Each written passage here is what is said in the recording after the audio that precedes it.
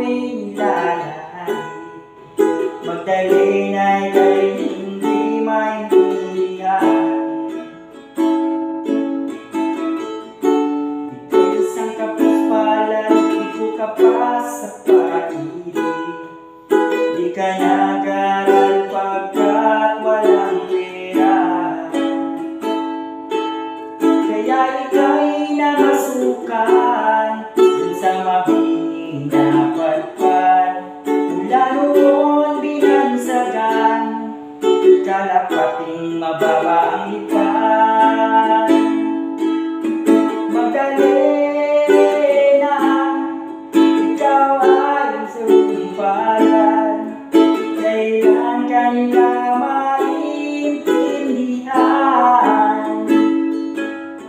Magdalena, ikaw ay sumpalan. Kailan ka nila maintindihan?